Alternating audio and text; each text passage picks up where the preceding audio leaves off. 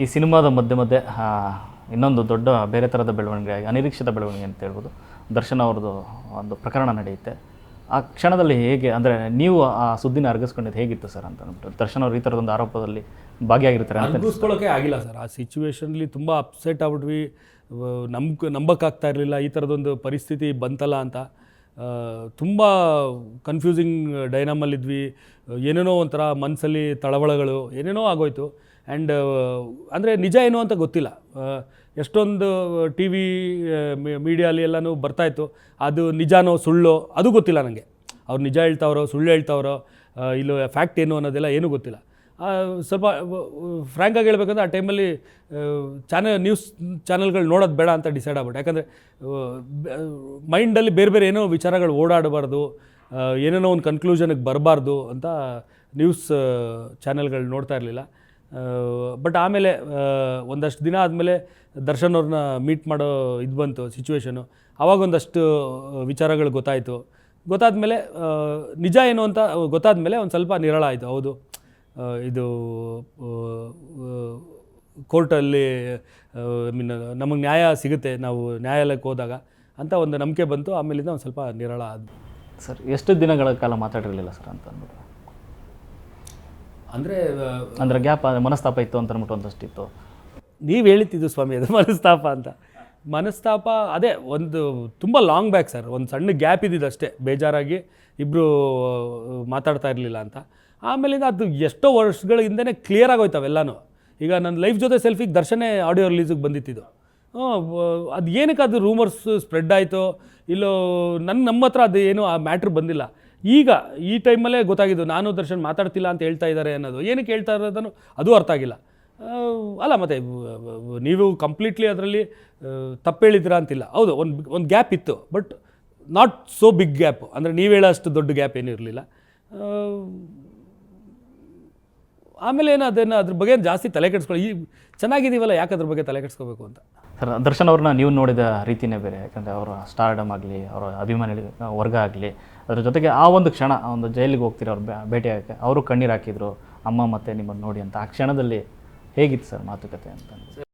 ಬೇಜಾರು ಆಗೇ ಆಗುತ್ತಲ್ವ ಸರ್. ಯಾವನ್ನೇ ಆದರೂ ವ್ಯಕ್ತಿಗೆ ಒಬ್ಬ ತುಂಬ ನಾವು ಅವ್ರನ್ನ ಇಷ್ಟಪಡೋರು ಪ್ರೀತಿಸೋರಿಗೆ ತೊಂದರೆ ಆಯಿತು ಅಂದರೆ ಎಲ್ರಿಗೂ ದುಃಖ ಆಗೇ ಆಗುತ್ತೆ. ಈಗ ಅದೇ ದುಃಖ ಅಭಿಮಾನಿಗಳಿಗೂ ಅದೇ ಆಗಿದೆ. ಯಾಕಂದರೆ ದರ್ಶನ್ನ ತುಂಬ ಇಷ್ಟಪಡ್ತಾರೆ, ತುಂಬ ಪ್ರೀತಿಸ್ತಾರೆ, ತುಂಬ ಅಭಿಮಾನಿಸ್ತಾರೆ. ಸೊ ಹಂಗಿದ್ದಾಗ ಅವರು ಮೆಚ್ಚೋ ವ್ಯಕ್ತಿಗೆ ಹಿಂಗೆ ಆಯಿತು ಅಂದಾಗ ಅವ್ರಿಗೂ ಬೇಜಾರಾಗಿರುತ್ತೆ. ಸೊ ಅದೇ ಥರ ನಮಗೂ ಆಯಿತು. ನಾನು ದರ್ಶನ್ ಮುಂದೆ ಅದನ್ನ ತೋರ್ಸೋಕ್ಕಾಗಿಲ್ಲ. ಯಾಕಂದರೆ ಇನ್ನೂ ಬ್ರೇಕ್ ಡೌನ್ ಆಗ್ಬಿಡ್ತಾನೆ ಅವನು ಅಂತ. ನಾನು ಎಲ್ಲ ಒಳ್ಳೆಯದಾಗುತ್ತೆ, ತಲೆ ಕೆಡಿಸ್ಕೋಬೇಡ, ಅದ್ರ ಬಗ್ಗೆ ಆಲೋಚನೆ ಮಾಡಬೇಡ, ನಾವಿದ್ದೀವಿ, ನಾವು ಮಾಡ್ತೀವಿ ಅಂತೇಳಿ ಹೇಳ್ತಿದ್ದು. ಬಟ್ ನಮ್ಮಮ್ಮ ಹೌದು ಸ್ವಲ್ಪ ಬ್ರೇಕ್ ಡೌನ್ ಆಗಿದ್ದರು. ಬಟ್ ದೇವ್ರದ ಆಶೀರ್ವಾದ ಏನು ಅಂತ ತುಂಬ ಏನೂ ಇದಾಗಿಲ್ಲ ಅಷ್ಟೇ ನಾವು ಅಮ್ಮನ ಹೆಲ್ತ್ ವಿಚಾರದಲ್ಲಿ. ಸರ್, ಭೇಟಿಯಾದ ಸಮಯದಲ್ಲಾದರೆ ಏನಾದರೂ ಹೇಳ್ಕೊಂಡ್ರ ಅಂತಂದರೆ ಈ ಪ್ರಕರಣದಲ್ಲಿ ನಾನು ಭಾಗಿಯಾಗಿಲ್ಲ, ಸತ್ಯನೇ ಬೇರೆ ಇದೇನೋದು?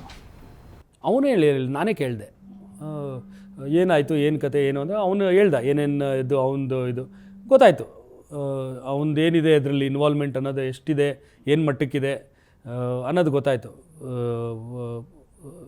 ಪ್ರೊಜೆಕ್ಟ್ ಆಗಿರೋಷ್ಟು ಏನೂ ಇರಲಿಲ್ಲ ಅಲ್ಲಿ. ಸೊ ನಾವು ಕರೆಕ್ಟಾಗಿದ್ದೀವಿ, ಇದೆಲ್ಲ ಇದೆ ಅಂದಮೇಲೆ ನಮ್ಮ ನ್ಯಾಯಾಂಗದ ಮೇಲೆ ನಮ್ಗೆ ಭರವಸೆ ಇದೆ. ಅಲ್ಲಿ ಹೋದ್ಮೇಲೆ ನಮಗೆ ನ್ಯಾಯ ಸಿಗುತ್ತೆ ಅಂತ ಗೊತ್ತು.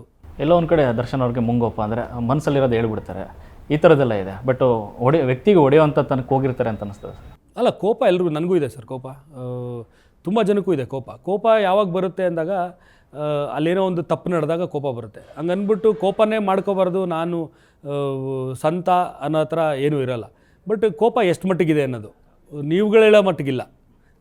ಒಂದು ಕೋಪ ಅಂತೂ ಎಲ್ಲರಿಗೂ ಬರುತ್ತೆ. ಈಗ ನನಗೂ ಕೋಪ ಇದೆ.